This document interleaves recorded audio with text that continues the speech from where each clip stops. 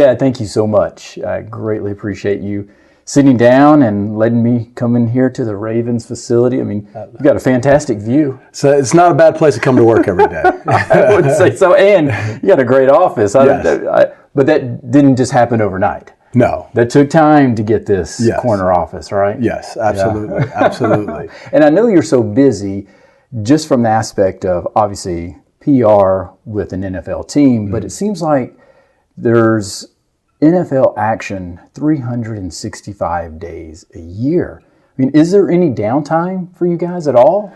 It depends on what you define as downtime. I mean, right now we have our weekends, which is good, but with the draft coming up, and then we have some camps, and those get taken away. But there's a little bit of downtime. There's just not any off season anymore.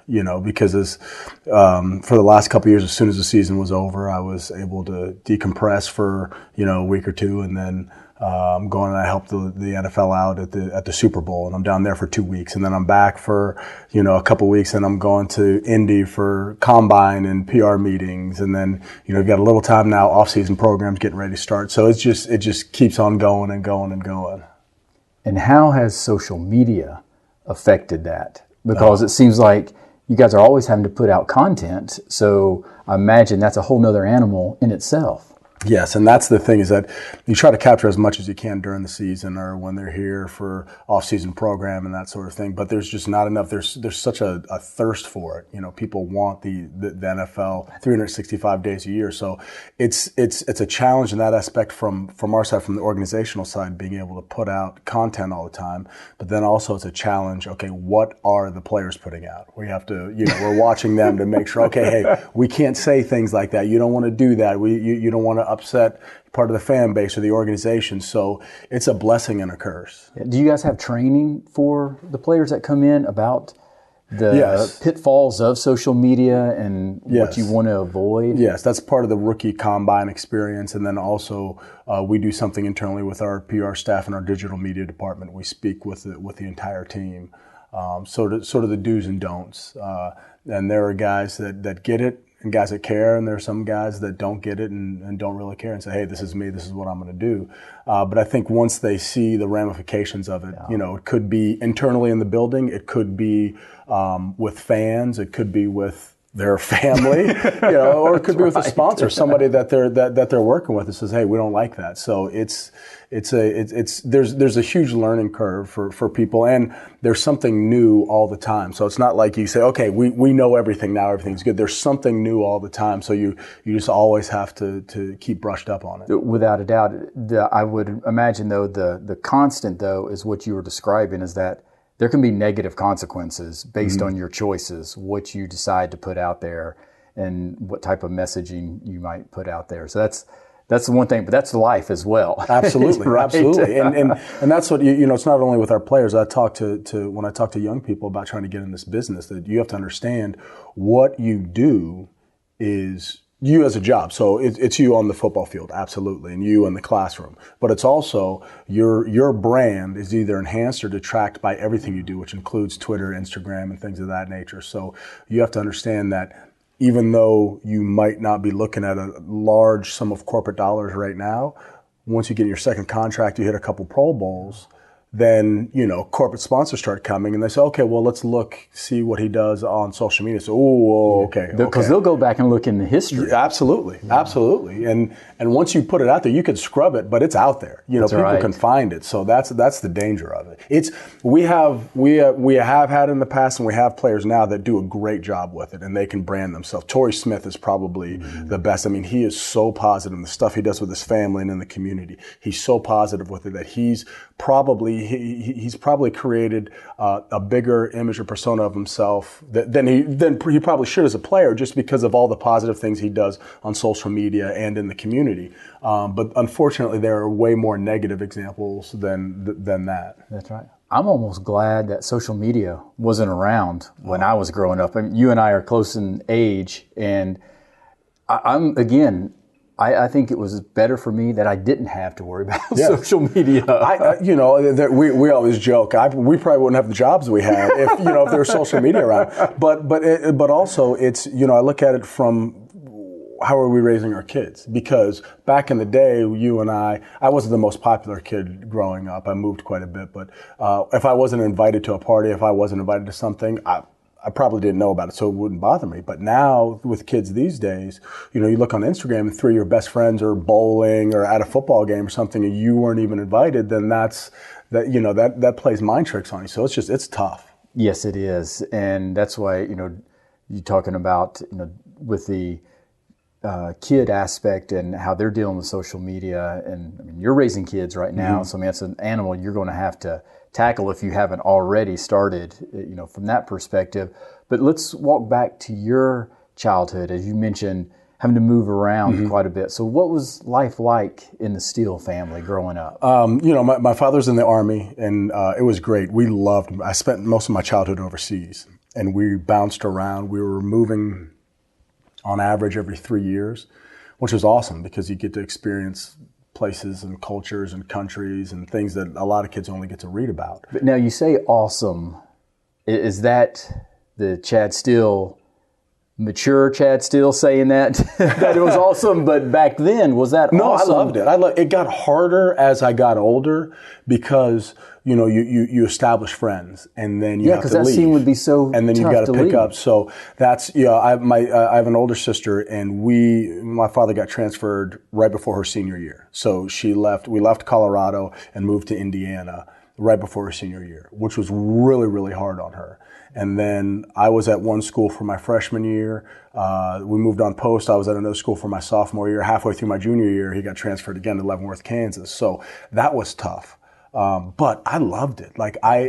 Because of what I do, I think it helps me because I had to learn new systems, meet people all the time. I was around adults, I was around kids, and you have to do that as a military, and especially my father was a colonel and he was a battalion commander, so there were a number of things that we had to do with adults. So it helped shape me as a person, and it was incredible. It was really hard.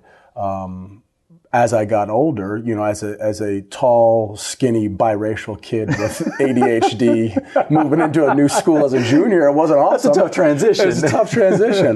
But those kind of challenges kind of helped me to get to where I am. But I wouldn't change it for the world. I absolutely loved moving around. And so, all of that moving around, though, where did sports come into your life? Obviously, I know your dad was a very decorated football player at Army and the first black to play at the military academy. So was sports always something that was big in your family? Yeah, sports was always it was always massive in our family, and part of that was just because my parents were both so athletic. We were athletic kids, and they wanted us to get out. And there wasn't Xbox and PlayStation and iPads. It was like, hey, get your butt outside and you go play. You go throw the ball around. You go do whatever. But also, it was a tool to help us ingrain ourselves in the communities that we moved into. So especially when we were overseas, I played soccer. I ran track. I swam, I played baseball, I played basketball, I played football. You name it. My sister, same things. Soccer, track, volleyball, softball, whatever the season was, we were playing. And that really helped us get to know the communities that we're going into, but it also helped us fit in a little bit. It's kind of like a fraternity. That's right. I was going to ask, would that help you make friends? Yes. Try to get out there and be active and play in the sports. Yeah, absolutely. It was making friends, but it was also on top of the military discipline. It's a little bit of discipline outside of the house when my parents weren't around that it taught us discipline outside of our house. So there are similarities between the military discipline and the sports discipline? Absolutely. With the military, it's about a team. And everybody does their part. You pull your weight, and there's a chain of command. It's the same thing in sports. You've got the head coach, you've got the assistant coaches, then you've got the seniors, and you've got the juniors and sophomores. Right. So there's a chain of command, but the head coach understands that you're only as good as your weakest link. So as a freshman, if I wasn't pulling my weight, I wasn't going to play. and that's the way it was in the military, and that's the way we grew up. And we grew up in a very disciplined household. We weren't getting beatings and things like that, But there was a lot of structure. There was a lot of structure, and there was, we had room inspections Saturday morning. 9 a.m. knock on the door, room ready for inspection. Room ready for inspection, sir. And you open it up, and it was fun, and he would bounce a quarter off the bed, and they would, he'd look for dust, and we had a lot of fun with it. And my kid, he likes doing that with my kids now. But there are also lessons in that, and then, there were, hey, when the alarm goes off, I want to hear feet on the ground. You've got 5 minutes in the shower. We're not wasting water, even though the government was paying for it, Yeah. But yeah, it was a very disciplined household. But again, I think that helps me in my job, and it helps me with my children, trying to instill that same discipline in them. How are you in terms of raising your children right now then? I'm the disciplinarian. My wife is from Northern California, and she's one of 3 girls, so their family, let's say, they weren't as structured and disciplined as mine. But a lot like it was in my family, and my father was more the disciplinarian. Yeah. And when we got in trouble, you get yelled at, you get a spanking, you get disciplined, you get sent to your room. But as soon as that is over, you sit down, you have to talk about it. Why did this happen? How can we avoid doing this in the future?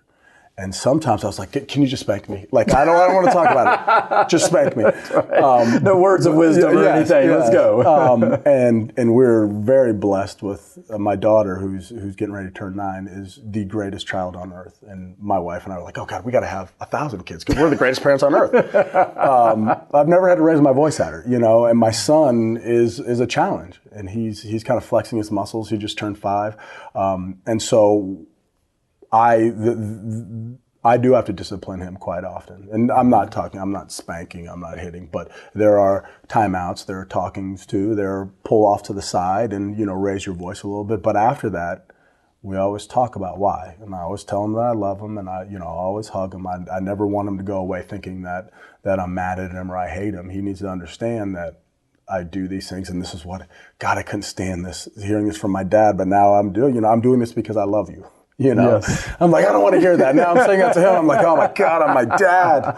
But it is. But do you understand now? Absolutely. That it is truly out of love? Absolutely. And and I understood that as I got older. But it's hard as a young kid. And my parents were actually visiting last night, and it's funny when I have to have a talk with my son, or there's a look. I can just see my mom and dad kind of looking at each other and smiling, and payback. Yeah, and they both told me, they're like, we're so proud of you, the father you've become. You do such a good job, and that's all you want to hear. Is that you're doing a good job with your kids, especially from the 2 most important people in your life. So I'm a strict disciplinarian. My wife's a little easier, so there's a good middle ground. Yes, of course.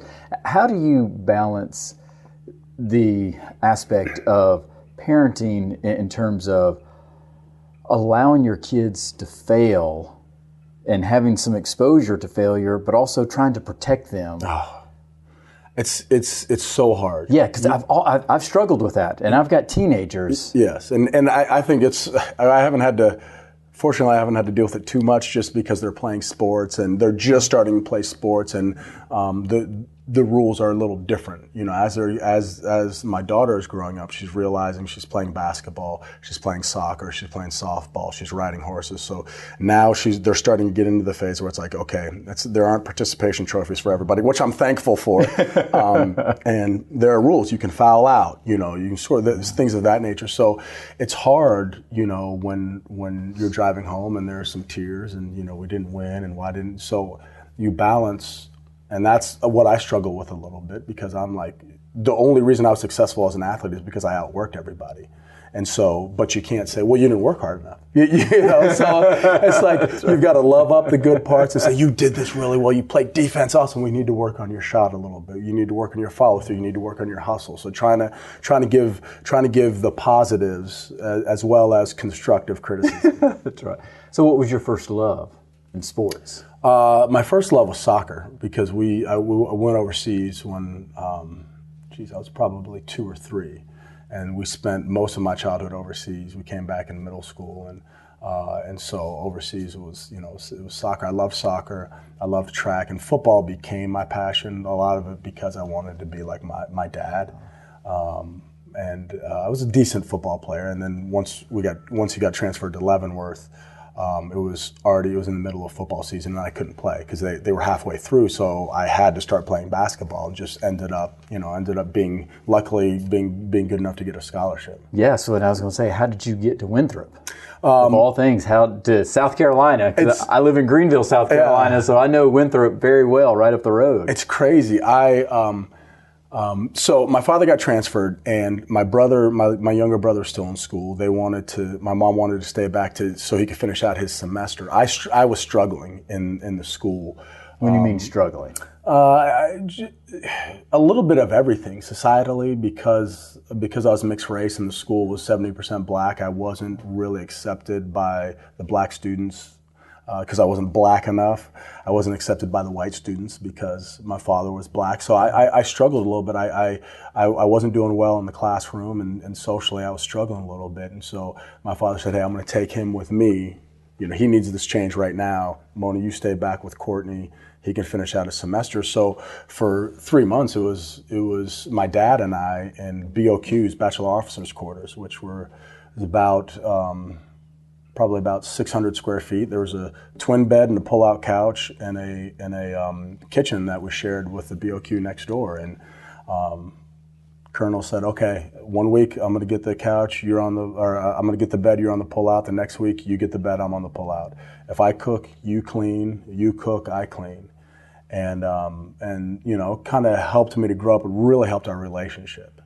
Because it was just quarters. It was just the two of us, and if I couldn't play football, I was like, I don't want to do anything else. And he was like, no, you're not going to sit here. You're going to play basketball. And he went and so he pushed you to play basketball. Mm-hmm. And he went and met with Larry Hogan, my head coach in high school, and Larry said, hey, look, if he works hard enough and he's good enough, he'll have a shot. It wasn't because there was a lot of townies from Leavenworth versus the military kids because it's a big military base, so there was a little bit of friction there. He said if he's good enough, then he'll have a shot. And I went in there and I was raw, and I just worked my butt off. And were you always tall at a young age? No. I shot up my sophomore year in high school. Had a lot of growing pains. I was. As my wife, real growing pains. The Osgood physical. slaughter. Osgood slaughter with my knees and my back. It was hard to get out of bed some days. My elbow there was a lot of pain. And by the time I was a junior, I was 6'6" and 150 pounds. My wife now looks back at pictures of that. She calls me the praying mantis. I was just really long and gangly. But I didn't have a passion to play basketball. But my dad was like, no, you're not going to sit here. You're going to have to go for it. And so I went and I don't know if it's still this way, but in high school you could play 5 quarters in a night. So I was playing 2 quarters of JV and then 3 quarters of varsity for the first probably half of the season. And then I graduated where I was starting on varsity, and I came off JV and was lucky enough I got a McDonald's All-American nomination after my junior year, which really, really pushed me. And then you were working very hard then. working very hard to get that. And then we would just go around to different camps, and Coach Hogan had us. We got a big 18-passenger van and drove us from Kansas to Pennsylvania to Robert Morris College. We're a 5-star Howard Garfinkel. I know that very well. Camp. Yes. And I got my butt kicked for a couple of days, and then kind of got my bearings under me. And, did you figure it out a little bit? Yeah. And there were a lot of schools there, including Winthrop, and so started getting recruited and got recruited by some bigger schools. But they were all, hey, you're not going to play till you're a junior. You just really started playing. And Winthrop was Division I, and they said, hey, you can come in and fight for a starting position right away if you put in the work. And plus, the head coach, when he came to visit, promised my parents that he'd make sure I was in church every Sunday. Okay. So that they were sold at that point. That was important. But yeah, I wanted to play Division I. I wanted to play right away. So going to Winthrop it was unbelievable. It was such a great experience. Didn't win as much as I wanted to, but I always tell young kids, like, the most important decision you make in your life is you're going to make when you're 17. It's where you go to school. Because if I wasn't at Winthrop, I wouldn't be in the NFL. Because the Carolina Panthers started up their inaugural season and they trained at our facilities till their stadium was built. So my head coach got me hooked up with the PR guys, and I kind of fell into an internship and went down that path. And if I wasn't in the NFL, I met my wife at the Pro Bowl in Hawaii. I was working for the NFL. She was working for DirecTV. So if I wasn't in the NFL, I wouldn't have met her. I wouldn't have my kids, So it's just, it's crazy life choices that you make when you're really young that you look back and like, man, whew, that was the right call. And at that time, were you thinking in terms of like what would be the next step career-wise, or were you just focused on when I went to college? Yes, or I knew the next step. I was going to play 4 years and go to the NBA. That was the plan. That was the plan. Okay, and I was well on my way to that plan until the first game of my freshman year. I played against Tim Duncan, and then I was like, "Ooh, I should probably start studying a little bit." Yeah, well, now Tim Duncan is a little bit different caliber. Yes. Is what you're saying? Yes. It was like. High school to college basketball was a massive jump. And then college, we were in the Big South. So Big South, mid-major college from the Big South to go into the ACC. Or we played ACC, SEC, and Big East schools. So we're playing Connecticut. We played up at the Carrier Dome in Syracuse, Alabama, Auburn, North Carolina State, Miami. So when you step onto those courts, it's a whole different ball game. And it's amazing because I tried to walk on at Clemson. Mm-hmm. This is 1989 because I'm a basketball guy as well, and I was blown away. And it was a humbling experience to realize I'm not as good, not even close to as good as I thought I was. No. Seeing some of these players, it was just amazing. So I understand what you're talking about at first moment when you realize, whoa, that's a little bit different caliber of talent for sure. Now, but why NFL though? Why PR? I didn't know this was a job. I wanted to be a doctor. I wasn't nearly smart enough to be a doctor, but I wanted to be a doctor. And my junior year, I had to switch majors because the stuff I was looking at to try to maybe go into biology. We had labs in the morning, labs in the afternoon. We had workouts in the morning, practice in the afternoon. So I had to make a decision. I was looking at education, and then my head coach said, "Hey, Charlie Dayton, maybe I can get you hooked up with him just to kind of see what they do." So I went around with them for a day and absolutely loved what they were doing. I said, "This is what I want to do." I was like, "Oh my gosh, you can be in a locker room. You get paid to be in a locker room. You can be around sports," because that's all I'd ever known was sports.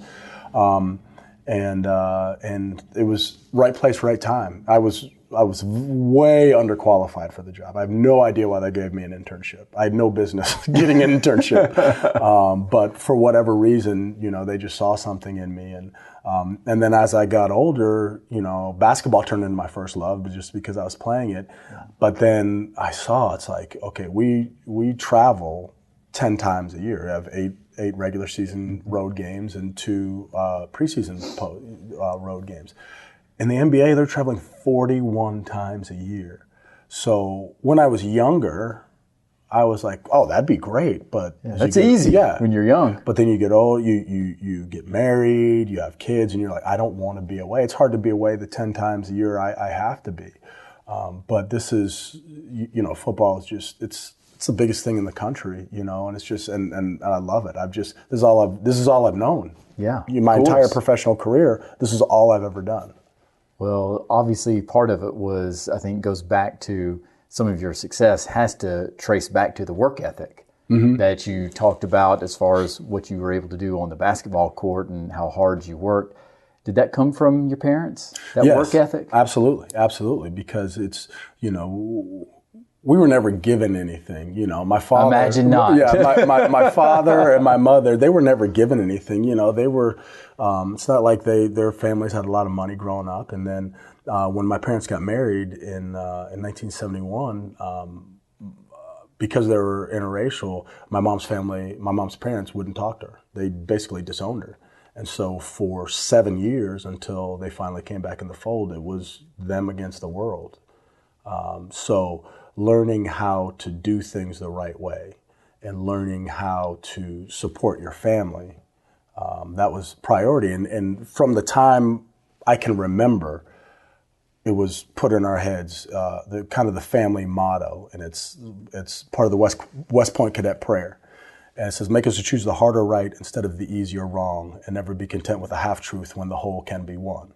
And so all my entire life it was, Chad, harder right, easier wrong. Harder right, easier wrong. So it's, when the coach isn't looking and you have to make 10 free throws and you make 8 and everybody's done. And you know what, let's go ahead and make those rather than 2. just saying, oh, yes. Yeah, I made my 10. Yeah, and when you're doing suicides, you could, because there's so many guys in the court, you could flub and not go all the way to the line, but it's choosing that harder right. And that's, so that, and just, I wanted to make my parents so proud. I wanted them to be able to smile, and Colonel was always like, hey, you're Steele. You need to be proud of that. So trying to make the family name, trying to make my father proud, trying to make my grandfather, his father proud, and kind of prove to my mom's parents that they were wrong, that, my dad's a good person, we're good people. They were really worried about how it would affect biracial, their grandchildren being biracial. So a little bit of, a lot of discipline instilled from my family, but a little bit of I want to prove everybody wrong. Yeah, and I was going to ask you what motivated you, and you just answered it. It's to prove people wrong who doubted you guys. Because were there times that you felt that you were against the world as well? As you're moving around, and as you said, just the challenges trying to fit in as an interracial kid? It's I didn't really fit in anywhere, and I was a nerd. I didn't drink. I didn't party. I was a family kid. I was kind of a homebody, and I had my friends, but I wasn't going to go out and get drunk and create havoc with some of my teammates. I was just different, and that was hard. And you get made fun of. You're not invited to the cool kid parties. But I wanted to prove to them, hey, I'm a great athlete and I'm a great person. And so even to this day, I'm still trying to do that. It's not like, oh my gosh, hey. Yeah, you haven't made it. Yeah, right? Yeah, I haven't made it. Yeah. Doing it. Yeah, I still want to prove to people that they were wrong. And but the most important thing is my family, to be able to do things for my parents. My mom is like, unless one of her kids plays, she could care less about sports. She wants to watch, HGTV. She's an interior decorator. Okay. So she could care less. The last night of the NBA was last night, and my dad and I are watching. She's like, "Are you guys going to watch basketball?" Okay, I'm going to go up in the room and put on HGTV. But my father loved it. So the couple times I was asked to go out and help the NFL at the Pro Bowl. I could either do a first class ticket or 2 coach tickets. So I would bring them out, and be able to bring, I was at the time 25 years old, and be able to bring my dad out to the Pro Bowl and introduce him to Peyton Manning and Jerry Rice and all these guys that I'm working with. That'd be a great it was bonding time absolutely. For you and your dad. It was, or should I say the Colonel? Yeah, the Colonel. Yeah, because I did catch how you referred to him as the Colonel. And that's everybody. Like even my kids, like they don't say Grandpa, they say Colonel. The guys here at the Ravens that like it's Colonel. That's just what he's always been. But that bonding time, to be able to do that for him and with him, and to be able to have them to the games and on the sidelines, and then have them get people texting them and calling them when they see me at working the Super Bowl, or see my sister at the Masters or NBA final. Like that's what it's about, to let them know, all the hard work that you put into us. We made it, and we're trying to share it with you, to show you, you guys did the right thing. When did you figure out that your dad was a pretty big deal from the sports side? I think, when I had heard things, and my sister was at IU with Bobby Knight, and she mentioned something to him because Colonel played basketball there as well and was classmates with Mike Krzyzewski. And she mentioned something. She said, hey, Coach Knight, I think you may know my father, Gary Steele. So Gary Steele, Levittown, Pennsylvania, 6'6", 260, held the national high jump record, blah, blah, blah. What about him? This is 30 years after he left. And we're like, oh, gosh. And so that hearing that was really cool. But then I'll never forget Dave Newhouse as a writer for the Oakland Tribune, and I was out in San Francisco. It was my first year, first full-time job. I'm 22 years old. I'm all the way across the country from my family, and Steve Mariucci was the head coach. So I'd set up an interview with Dave and Coach Mariucci, and so we were waiting outside his office, and we're just kind of talking. And he said, hey, where'd you grow up? I said, I'm a military brat, kind of went all. He says, where were you born? I said, I was born at West Point. And he said, Chad Steele. He says, is your father Gary Steele? I said, yes, sir. And he said, your father is the greatest athlete that I've ever covered. And he said, I remember California was number 1 in the nation. West Point was like number 23. And your dad caught a touchdown pass, like a 60-yard touchdown pass to beat them, and got his coach, the coach of the year. And he said, your father is one of the greatest athletes I've ever seen. And I was like, wow, okay. And previous to that, when I was at Winthrop, our head coach said we had success speakers. So you'd bring, as a student athlete, you would bring someone in that was successful from the community, and they would talk to us. A PR guy from the NFL team would come hey, this is how I got there. So, Dave McMahon, my friend, brought in Charlie Pittman, who was a defensive back for Penn State, and he played for the Steelers. And he just, he's in textiles, and he says, "This is what you do," blah blah blah. And I said afterwards, Mr. Pittman, I don't know if you remember. I think my dad played against you. His name's Gary Steele. He says, Gary Steele, West Point. He said, everybody sit down. And everybody sat back down. He went on for 30 minutes he said, your father's the best athlete I've ever seen in my life. He says, in the NFL and college, he said, your father was unbelievable, and told a story about how he won a game, with a touchdown and an onside kick recovery and another touchdown, and they kicked the field. He just went on, and I'm just sitting there like, my gosh. And I went back to my dorm room because we didn't have cell phones back then. That's right. And I went back to my dorm room and I called and I said, Colonel, Charlie Pittman. He goes, oh, yeah, I remember Charlie. I said, he told me about a game you had as a junior. And he says, yeah, I had a pretty good game. And I said, dude, he said, you're the greatest athlete he's ever seen. I said, why didn't you ever tell me about this? And I'll never forget. He says, what does that have to do with me being your father? And I was like, well, I was pretty profound, but it's like, I would still like to know. And he's never bragged. And, when Sage met Joe Paterno, Penn State was playing IU, and she met Joe Paterno, and she went up to him. He said, Gary Steele, he said, that's the biggest regret of my career, not getting him to come to Penn State. And, and it's just like, man, these are legends of sports with Bobby Knight and Joe Paterno, and then Dave Newhouse talking and so now it's cool that we can go back and see it, but I have to admit I was a little upset with him, when I was in college, because it's like, why wouldn't you tell me that? Yeah, why wouldn't you share that with me? But he said that has nothing to do with me trying to raise you as a man, which I respect. But it was like, wow. So, but now I think I appreciate it more. I have pictures of him in his football uniform. We have, luckily, NFL Films found some great video of him when he was playing, so we can appreciate it now. My kids can appreciate it while he's still alive, which is cool. Yeah, but growing up, he was just the colonel. He was just a colonel. I knew he played. I didn't know the impact he had, and I knew my grandfather was a Buffalo Soldier. I didn't know exactly what that meant until I was probably in high school and learned a little more. And I knew my father was the first black football player at West Point, but I didn't understand until I got older and I saw team photos of 90 men. And then you could see it. Yeah. So it's amazing now. It's amazing to be able to share that with my family and with my friends. But growing up, it was like, I'm your dad. And I'm here to teach you how to be a man and get you to work hard on the court and or on the field and in the classroom, and that's what he did. Yeah. What about military for you? Was that ever a thought? I thought about it, and I was recruited by the military academies because they hadn't gotten my transcripts yet. And I asked him, I said, hey, I want to go to West Point. And he said, that's not your path, son.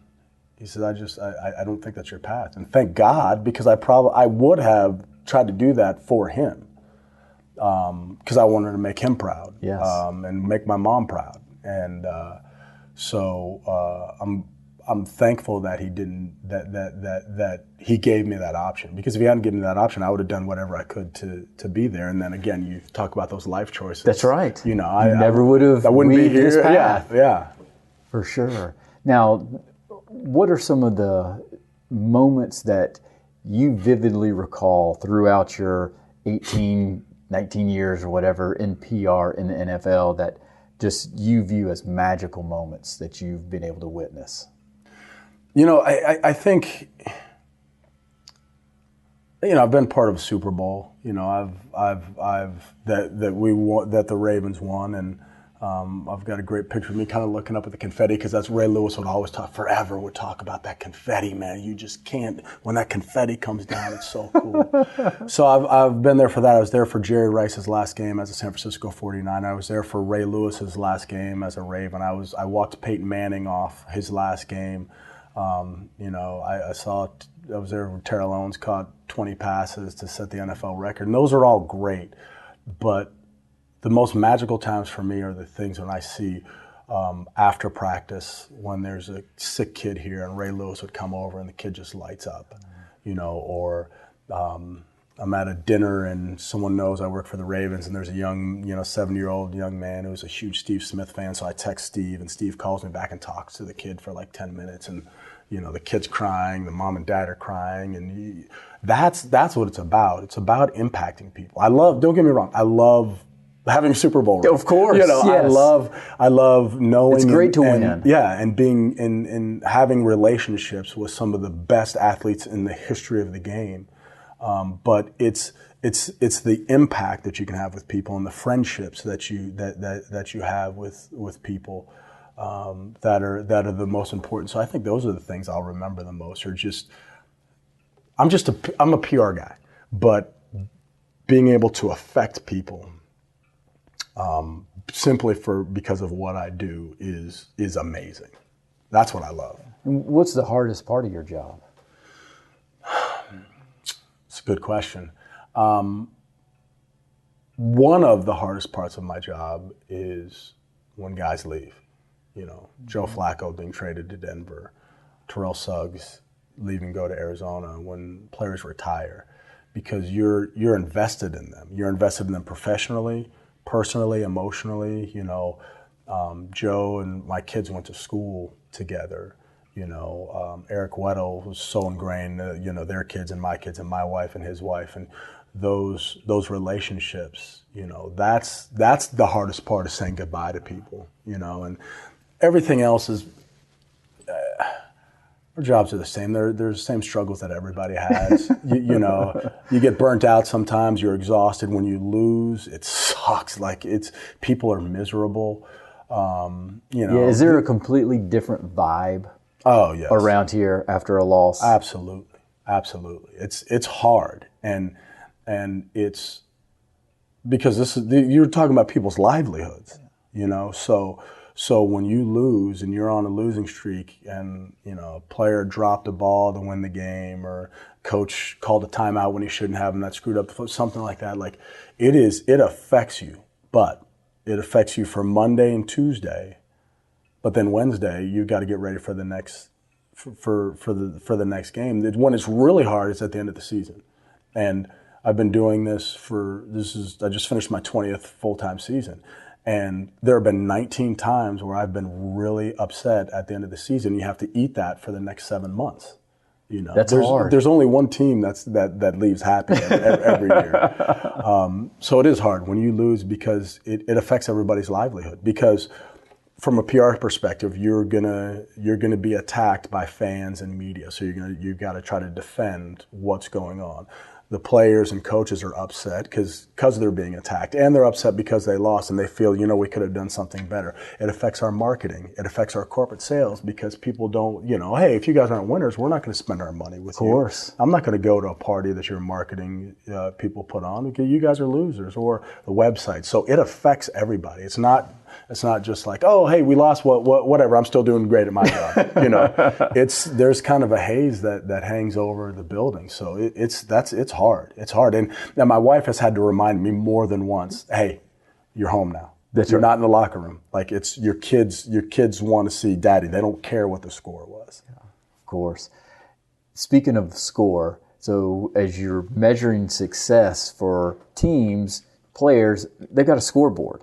Mm-hmm. But for you, how are you measuring success in your job?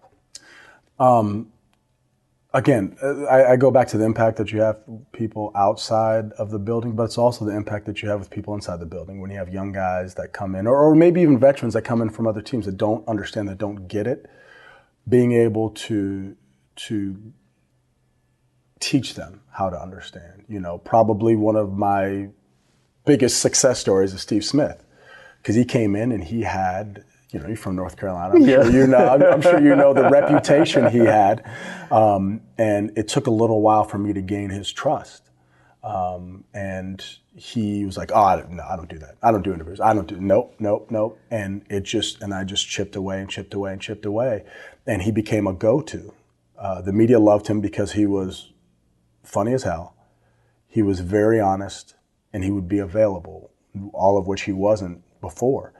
And so how did you do that, this chipping away? It's relationships. It was, I'd ask him about production meetings where we sit down with the team that's calling the game. And so when you're watching the game, say, hey, we sat down with Steve Smith last night, and this is what he said about how you beat this cover two. Well, I said, do you like to do those before practice or after? He goes, I don't do those. And I said, well, I know you were asked, but what would you do? And he says, well, they would tell me I had to do them, and then I just walk right past them, get in my car, and leave. And I said, well, if you try that with me, you're going to get to your car and you're going to be looking for your keys, and I'm going to have them. And you say, hey, get in here. And so leading into the first one, I was just wearing them down. And he finally, the day of, he's like, you have 5 minutes. I'm going to get in there. And I said, look, they want you. They want Steve. They want your personality. Give it to them. And so he was in there for about 10 minutes, and he left, and Jim Nance said, I'm blown away. He said, I thought I had a view of what Steve Smith was, because I've never spoken with him before. And so I went out and I said, dude, you changed 13 years in 10 minutes in there. He said, what? And so then he realized, so it was the relationship. And I wanted to make sure he understood I wasn't here as Chad, the PR guy, trying to help the organization. I'm here as Chad, a PR guy, but also a friend trying to put you in the best light. And so he said on occasions, on air, on the NFL Network, and privately, like, I wouldn't be here. I wouldn't be in my second career making a good living if I didn't go to Baltimore, because we helped him understand the importance of it. So there's another side of the impact that you're describing. Yes. Yeah. So that, to me, seeing his smiling face, acting a fool on NFL Network, it's just like, you know what? I had a piece of that. Yes. And that's important. So it's young guys understanding, young guys who have been knuckleheads, or you get from other teams, they're like, oh man, they don't listen, they don't know anybody's name, and then when you go in there, you say, hey, Mike, he says, hey, Chad, it's like, okay, that's a win, he knows my name, okay, so and then you go from there, and we have a young team, and there are a couple of young guys that were knuckleheads and did some really immature things on social media and out in public, and being able to talk to them and get them to understand and get them to pick up the phone when I call or text back when I text. That's a win, especially in the off season now when the guys are away, because they see me enough. They're sick of my face. They're sick of my voice. So if in February or March or April I text or I call and they pick it up, that's a win, and again, it's relationships. It's when developing that trust that they have in you. Yes, and when I see something on social media that's good or bad, say, "Oh, dude, you did a great job with this. Way to include your teammates on this. Is hilarious. Keep on doing that." Or, "Ooh, I would stay away from that one." But anything that I see where I can just reach out and say, if it's a former teammate of theirs, that if it's something good or bad that happened with another team, sending it to them, say, "Hey, check this out. Look at this. This is what we want to avoid." So just trying to get them to understand, I work for the Ravens, but I care about you, as a player, but as a person too. And I'm not just here as a corporate guy. I'm trying to help you. So when they understand it's a win. Yes, that's the moment when you might have being able to actually reach them at that point once they understand that. From a sports perspective, what has it meant in your life then? I don't know where I'd be without sports because, as I said, growing up, that's what helped us ingrain ourselves. And outside of the home, that's what we talk about with my kids. Like we can teach them all the right things and we can be as disciplined as we want, but there are outside factors at school and their friends and different things that can affect them.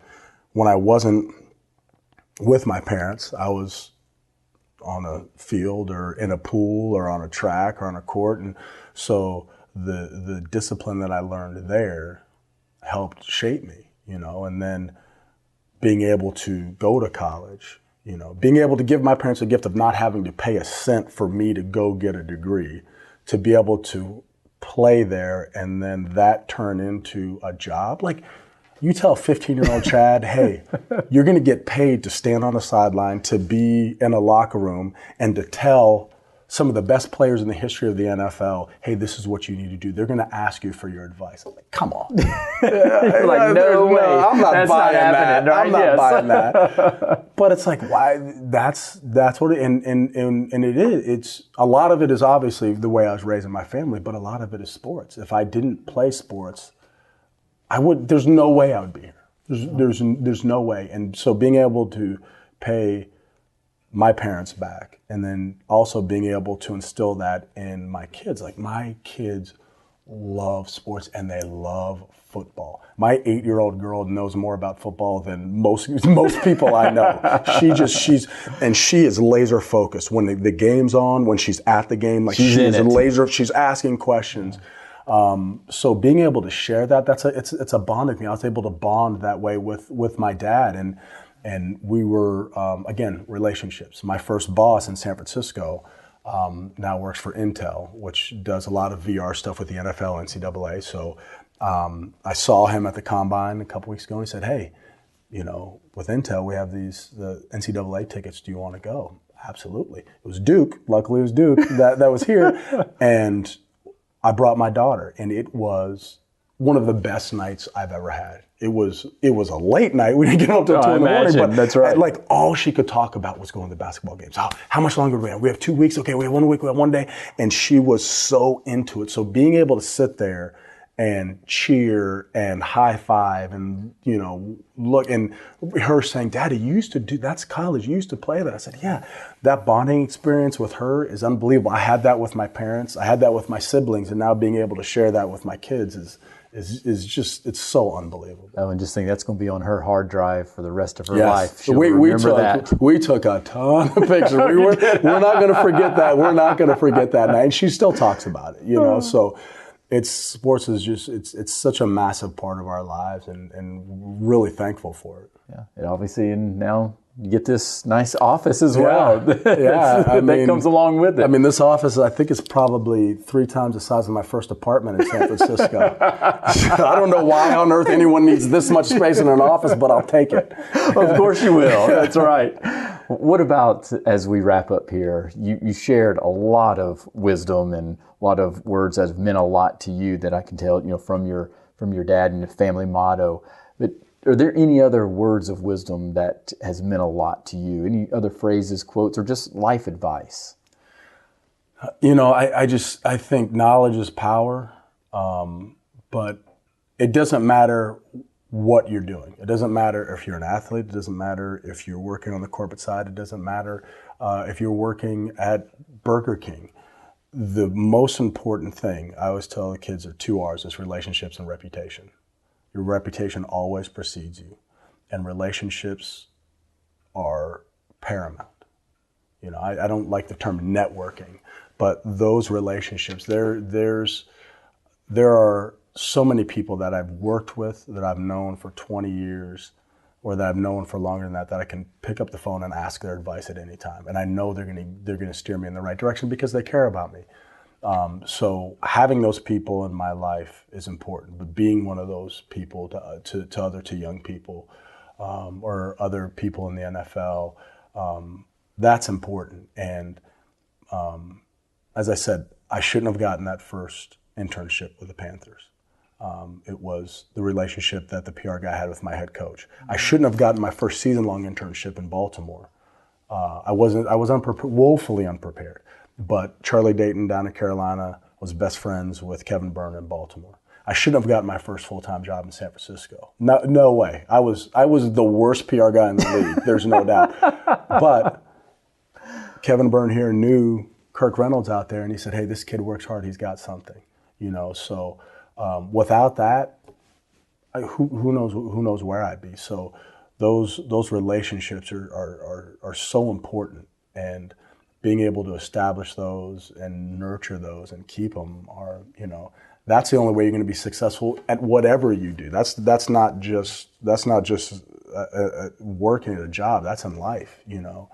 Those are so important. So why don't you like the word networking? Networking to me, it has a little bit of a negative connotation. Networking seems like it's I am going to get to know you to try to get ahead, instead of just Rich, I want to get to know you as a person, and personal touches are so important. Whenever I meet somebody, if I get a business card, I always go on the back and write where I met them, who I met them through, and something personal about our talk. Because 2 days, 2 weeks, 2 months, 2 years from now, if we reconnect, I can go back and look and say, oh, you just got a dog. Hey, your dog. Yeah, how does that potty training go? And it brings them back. And it's a lost art, handwritten notes. My kids could get on an iPad and type out a thank you note, but handwritten notes saying thank you, something personal, is so important. I have a stack of handwritten notes from years, from intern candidates to friends to congratulatory notes from people that I work with, that are so important to me because they took time, and I try to do that as much as possible. And I feel sorry for anybody I send it to, because I can't even read my own handwriting. But it's the time that you... Hey, at least you're making the effort, I'm making the effort. I'm making the Exactly. effort. But I know how important that is to me. So to try to do that, it's about relationships and networking. It just has a negative, like, hey, if you network, then you get something from somebody, instead of just, what? Let's establish a relationship. I've never viewed it from that standpoint. So that's why I asked. And so thank you for sharing that, because that's a completely different vantage point to view that word. And I have to agree that it does always seem that you're trying to get one step ahead rather than, hey, let's just develop a relationship, going back to that 1R that you mentioned. Yeah. What can I learn from you? What can you learn from me? Agreed. 100%. Well, I've learned a lot from you today, Chad, and I can't thank you enough for allowing us to expand our relationship a little bit more in terms of being able to sit down and hear your story. So thank you. Thank you. I'm honored to be a part of it.